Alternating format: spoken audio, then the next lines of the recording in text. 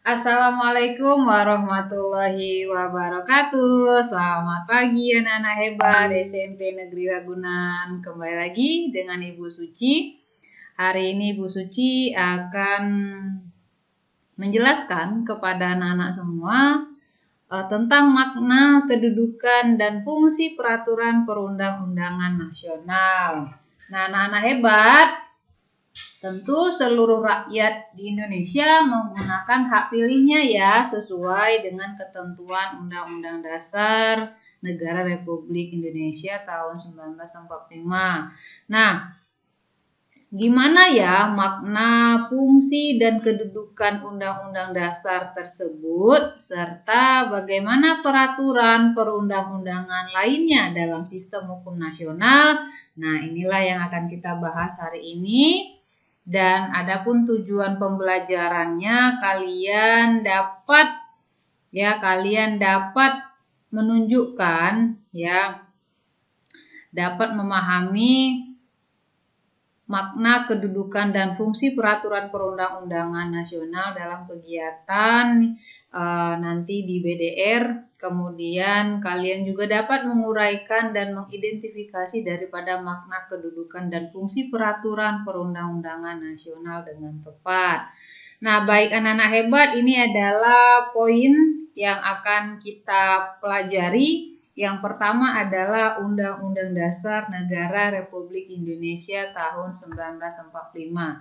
Nah, baik. Apa ya makna Undang-Undang Dasar 1945? Cekidot. Nah, ini dia. Nah, Undang-Undang Dasar Negara Republik Indonesia tahun 1945 ini adalah hukum dasar tertulis. Nah, jadi di dalamnya itu memuat aturan-aturan dasar dan pokok kaidah fundamental sebagai landasan dasar dan sumber bagi peraturan perundang-undangan dalam penyelenggaraan pemerintahan negara Indonesia. Nah, Undang-Undang Dasar 1945 juga dikenal sebagai konstitusi atau hukum dasar. Ya, konstitusi negara ini menjadi dasar dan menjadi sumber dari peraturan-peraturan lain atau perundang-undangan lainnya yang berlaku di wilayah negara kesatuan Republik Indonesia. Nah, lalu Bu Suci, bagaimana kedudukan Undang-Undang Dasar 1945? Nah, baik, perhatikan ini adalah piramida ya, atau kita bilang di sini adalah hierarki peraturan perundang-undangan ya, berdasar Undang-Undang Nomor 12 Tahun 2011. Nah, ini dia yang pertama yang berada di kedudukan tertinggi, yaitu Undang-Undang Dasar Negara Republik Indonesia ya. Kemudian yang kedua adalah ketetapan MPR. Yang ketiga undang-undang atau peraturan pemerintah pengganti undang-undang atau Perpu. Berikutnya ada peraturan pemerintah atau PP. Yang kelima peraturan presiden atau Perpres. Kemudian ada peraturan daerah provinsi dan peraturan daerah kabupaten kota. Ya. Ini adalah kedudukan daripada hierarki perundang-undangan. Kalau dilihat dari bentuknya, dari kedudukannya, dari tingkatannya, maka di tingkat pertama itu adalah Undang-Undang Dasar ya. Berarti kita tahu kedudukan Undang-Undang Dasar ini berada di peringkat pertama ya. Nah, ini dia. Makanya penting sekali ya Undang-Undang Dasar 1945 ini. Nah, baik. Berikutnya adalah fungsi dan sifat Undang-Undang Dasar Negara Republik Indonesia. Oh iya, sebelumnya Ibu Suci beri contoh dulu ya. Undang-Undang Dasar Negara Republik Indonesia tahun 1945 itu bisa anak-anak miliki atau anak-anak baca ya. 37 pasal di dalam Undang-Undang Dasar itu mengatur secara umum aspek kehidupan berbangsa dan bernegara di Indonesia ya. Nah, lanjutnya di bawah Undang-Undang Dasar ada ketetapan MPR. Nah, ketetapan MPR ini kalau anak-anak lihat ya dari berbagai sumber banyak sekali ketetapan MPR yang ada di Indonesia ini. Salah satunya ada TAP MPR nomor 17/MPR/98 ya. Itu tentang hak asasi manusia. Nah, kemudian ada undang-undang nih. Undang-undang selalu diikuti dengan nomor ya. Dan semua peraturan yang lainnya selalu diikuti dengan nomor. Baik MPR, undang-undang, peraturan pemerintah, Perpres, Perda, selalu diikuti dengan nomor ya. Nah, kalau undang-undang contohnya apa Bu Suci? Contohnya yaitu Undang-Undang Nomor 39 Tahun 99 tentang hak asasi manusia. Nah, kemudian peraturan pemerintah, apa contohnya? Nah, contohnya salah satu yaitu penggunaan tenaga kerja asing ada di Peraturan Pemerintah Nomor 34 Tahun 2021. Ya kan? Nah, peraturan daerah nih, peraturan presiden. Nah, peraturan presiden ini contohnya seperti pengelolaan Taman Mini Indonesia Indah. Taman Mini Indonesia Indah itu ada di Peraturan Presiden Nomor 19 Tahun 2021. Nah, kalau peraturan daerah Ibu pakai yang peraturan daerah Pemprov DKI ya nomor 3 tahun 2013 tentang pengelolaan sampah dan banyak sekali peraturan-peraturan lainnya gitu. Nah, lalu kita sudah tahu nih beberapa macam peraturan. Dan penting sekali anak-anak pahami apa sebenarnya fungsi dan sifat Undang-Undang Dasar 1945 itu. Nah, perhatikan anak-anak bahwa Undang-Undang Dasar 1945 itu berfungsi sebagai alat kontrol. Nah, di mana Undang-Undang Dasar Negara Republik Indonesia tahun 1945 menjadi papan uji bagi peraturan perundang-undangan di bawahnya. Jika ketentuan dalam peraturan perundang-undangan lain disinyalir bertentangan dengan Undang-Undang Dasar, dapat dilakukan pengujian oleh Mahkamah Konstitusi. Jadi artinya apa Bu Suci? Artinya peraturan yang berada di bawah Undang-Undang Dasar 1945 dimulai dari ketetapan MPR sampai peraturan daerah ini tidak boleh bertentangan dengan isi Undang-Undang Dasar 1945. Kalau ada pertentangan di dalamnya gimana Bu Suci? Maka dilakukan pengujian oleh Mahkamah Konstitusi ya atau MK. Pernah lihat gedung Mahkamah Konstitusi? Belum ya? Ya udah, ntar searching habis ini ya. Oke, baik. Berikutnya fungsi Undang-Undang Dasar itu sebagai pengatur, yang mana ia berperan sebagai pengatur dalam penyusunan, pembagian, dan pelaksanaan kekuasaan negara. Nah, fungsi pengatur ini juga berkaitan dengan tugas dan kewenangan yang diberikan oleh Undang-Undang Dasar 1945 ya. Kewenangan yang diberikan seperti apa itu? Kewenangan presiden, kewenangan gubernur, DPR, dan lain-lainnya. Banyak lagi ya. Nah, berikutnya fungsi dan sifat Undang-Undang Dasar ini adalah sebagai penentu dan pembatas. Artinya, Undang-Undang Dasar ini sebagai penentu hak dan kewajiban negara, ya, aparat negara dan warga negara. Nah, Undang-Undang Dasar ini juga berfungsi membatasi kekuasaan sehingga penyelenggaraan kekuasaan negara tidak bersifat sewenang-wenang. Contohnya seperti apa? Pemilihan presiden yang maksimal, maksudnya presiden maksimal dapat menjabat selama 2 periode, dibatasi kan? Nah, inilah maksudnya anak-anak. Kita lanjut ya. Oke, next. Nah, sifatnya yang pertama ya, sifat Undang-Undang Dasar NRI 1945 yang pertama ya sebagai peraturan hukum positif yang tertinggi ya. Artinya peraturan hukum positif ini adalah peraturan yang berlaku saat ini.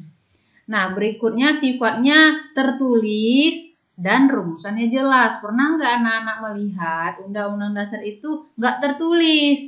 Nggak pernah kan? Yang tidak tertulis itu seperti hukum adat, dia nggak tertulis tetapi dilaksanakan dan dipatuhi oleh sekelompok masyarakat tertentu.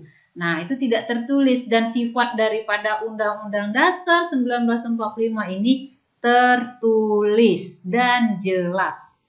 Nah, berikutnya adalah memuat norma-norma. Nah, dan singkat dan nggak banyak kan, nggak begitu tebal, 37 pasal, tapi banyak apanya ya, banyak yang lainnya. Contoh di pasal 28 ya, 28 aja udah ada 28A, B, C, D dan semua dan sampai J gitu ya. Baik anak-anak hebat, ini dia peraturan perundang-undangan dalam sistem hukum nasional. Nah, kedudukan ini dia peraturan perundang-undangan nasional, kemudian kedudukan peraturan perundang-undangan lain di bawah Undang-Undang Dasar dan arti pentingnya apa-apa saja, berikut penjelasannya. Baik, peraturan perundang-undangan nasional. Tahukah anak-anak bahwa landasan hukum peraturan perundang-undangan nasional itu apa ya? Nah, ini dia nih. Undang-Undang Nomor 12 Tahun 2011. Di awal penjelasan tadi Bu Suci sudah sampaikan di pasal 7 nih tentang pembentukan peraturan perundang-undangan, menjelaskan peraturan-peraturan yang berlaku di Indonesia. Apa-apa saja? Ini dia kedudukannya. Nah, jadi peraturan perundang-undangan lain yang ada di bawah Undang-Undang Dasar 1945 tadi dari TAP MPR sampai peraturan kabupaten dan kota berdasarkan hierarki piramida peraturan perundang-undangan nasional, Undang-Undang Dasar Negara Republik Indonesia tahun 1945 merupakan aturan hukum tertinggi kan? Lalu apa konsekuensinya Bu Suci? Nah, konsekuensinya adalah semua peraturan perundang-undangan yang dibuat di Indonesia itu tidak boleh bertentangan dengan Undang-Undang Dasar Negara Republik Indonesia tahun 1945. Nah, jadi arti penting peraturan perundang-undangan lain di bawah Undang-Undang Dasar itu dia menjelaskan lebih terperinci daripada maksud ketentuan dalam Undang-Undang Dasar. Nah, ya, dan melindungi dan mengayomi hak-hak warga negara serta juga memberi kepastian hukum bagi warga negaranya. Jadi kalau di dalam Undang-Undang Dasar 1945 itu dia berisikan secara umum, lalu peraturan yang ada di bawahnya dari TAP MPR sampai peraturan daerah kabupaten kota ya akan menjelaskan lebih terperinci. Contoh, di dalam Undang-Undang Dasar 1945 di pasal 28 itu ada fokus bab 10 tentang hak asasi manusia. Nah, lalu di bawah Undang-Undang Dasar kan ada TAP MPR tuh. Nah, di TAP MPR ada mengatur tentang HAM nggak Bu Suci? Ada, nomor 17/MPR/98. Lalu di bawah TAP MPR ada undang-undang. Ada nggak undang-undang yang secara terperinci mengatur mengenai HAM Bu Suci? Ada.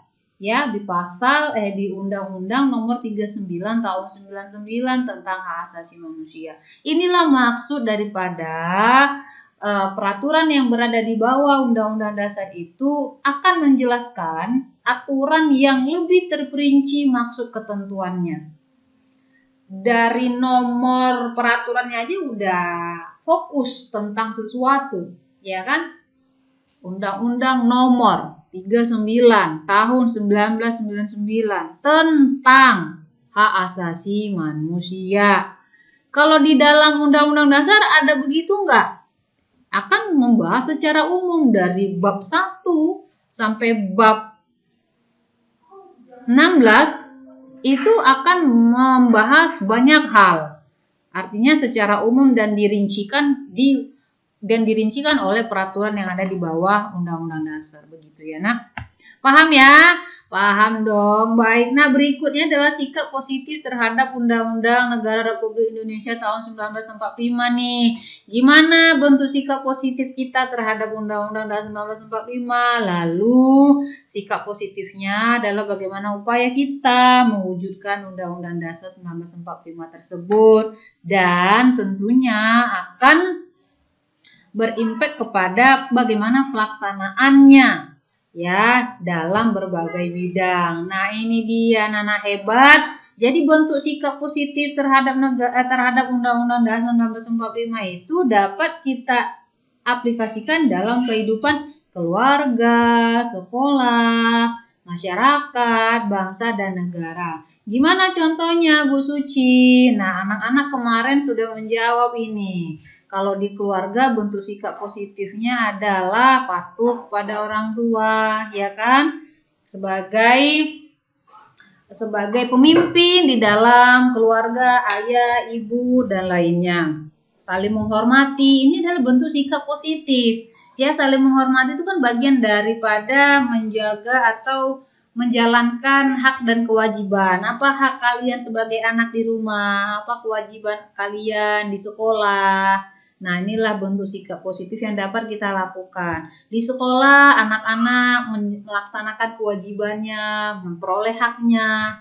Ya, karena apa kewajibannya? Belajar. Apa haknya? Diberikan pembelajaran seperti yang sekarang Ibu Suci lakukan. Ibu Suci rekam video untuk anak-anak dapat pelajari di rumah kapanpun dan dimanapun, gitu kan. Anak-anak adalah atlet yang sangat luar biasa dengan jam terbang yang sangat tinggi. Maka penting Ibu Suci buat video seperti ini, begitu. Lalu di masyarakat gimana sikap positifnya? Anak-anak kemarin ada bilang kepada Ibu Suci, ya sikap positifnya ya ikut serta dalam kegiatan di masyarakat. Contohnya kalau ada kegiatan kebersihan lingkungan, ikut serta, begitu kan? Kemudian sebentar lagi 17 Agustus biasanya akan ada kegiatan nih di komplek. Nah, boleh ikutan nggak? Wajib lah ikut ya kan. Nah, dalam bangsa dan negara gimana bentuk sikap positif kita terhadap Undang-Undang Dasar? Nah, contohnya jika nanti 17 tahun sudah bisa memberikan hak suaranya untuk pemilihan presiden, ya legislatif, eksekutif gitu karena iya, itulah salah satu contoh bentuk sikap positif kita terhadap Undang-Undang Dasar Negara Republik Indonesia ya tahun 1945 dan banyak contoh lainnya ya. Iya. Oke, baik anak-anak hebat. Berikutnya adalah bagaimana ya upaya mewujudkan Undang-Undang Dasar 1945 itu. Tentu yang pertama kita harus bersikap yang terbuka ya. Ya, terbuka itu maksudnya transparan tanpa ada suatu yang ditutup-tutupi gitu ya. Contohnya seperti instansi Pemprov DKI yang sangat terbuka akan informasi begitu. Lalu mampu mengatasi masalah, menyadari adanya perbedaan. Kita harus tahu ya, Indonesia ini beragam. Kita harus punya harapan yang realistis, kita mau menerima dan memberi umpan baliknya, dan kita upayanya yang menghargai karya bangsa sendiri gitu ya, bukan menjelekkan tapi kita harus mengapresiasi ya karya anak bangsa. Oke, good. Nah, ini dia. Jadi pelaksanaan daripada Undang-Undang Dasar Negara Republik Indonesia tahun 1945 itu dapat dilakukan dalam berbagai bidang. Di bidang politik, ekonomi, sosial, budaya, pertahanan, keamanan, dan di bidang hukum. Gitu ya. Baik. Kita berikan contoh dulu ya sebelum kita tutup pelaksanaan Undang-Undang Dasar tahun 1945 dalam berbagai bidang nih. Di bidang politik, contohnya seperti apa Bu Suci? Boleh nggak seperti ikut serta mencalonkan diri dalam pemilihan legislatif contohnya? Bisa nggak? Bisa dong, kita punya hak dipilih dan memilih. Ananda semuanya di suatu hari nanti 20 tahun mendatang anak-anak punya bekal untuk maju ke kursi legislatif, ayo ajukan dirinya, ya kan, tentunya harus bergabung di partai politik. Nah, di ekonomi bagaimana pelaksanaan undang-undang dasarnya? Ya, menjalankan sistem jual beli yang demokrasi kerakyatan, begitu karena. Nah, lalu di bidang sosial apa yang dapat dilakukan dalam pelaksanaan undang-undang dasarnya? Nah, bagaimana? Ya, tentu contohnya yaitu memperlakukan masyarakat itu dengan adil, artinya masyarakat punya hak gitu ya untuk mendapatkan suatu kok kita bilang, aduh gimana nih kok ngeblank Ibu Suci ya, maksudnya di dalam kehidupan sosial sebagai masyarakat diayomi gitu oleh pemerintah. Makanya saat ini tuh banyak ya bantuan-bantuan yang dilakukan oleh pemerintah untuk membangkitkan sistem sosial ya, kehidupan sosial di masyarakat. Nah, dalam kehidupan budaya bagaimana pelaksanaannya? Kita cinta budaya lalu kita mempraktekkan bisa dalam bentuk tarian tradisional yang kemudian dapat dikenal oleh semua kalangan begitu, walaupun kita tidak berasal dari budaya tertentu tapi kita dapat menarikan tariannya, itu sangat luar biasa. Nah ya. Berikutnya dalam upaya pertahanan dan keamanan bagaimana pelaksanaannya. Nah, ini boleh nanti lewat pelajaran PPKN yang saat ini kita lakukan. Anak-anak sekarang lagi menyimak kan video Ibu Suci. Nah, ini adalah salah satu bentuk upaya pertahanan dan keamanan, pelaksanaan Undang-Undang Dasar yang dapat dilakukan. Di bidang hukum bagaimana? Ya, kita harus taat hukum lah, itu pelaksanaannya. Apa yang dilarang jangan dilanggar, hukum dibuat untuk dipatuhi. Begitu karena. Baik, demikian saja pertemuan kita hari ini dan penjelasan Ibu Suci kepada anak-anak hebat SMP Negeri Ragunan. Ibu Suci harap kalian dapat mengerti dan berikutnya kita berjumpa di pertemuan online kita ya nak. Dan thank you for watching. Kita tutup pertemuan hari ini dengan wassalamualaikum warahmatullahi wabarakatuh.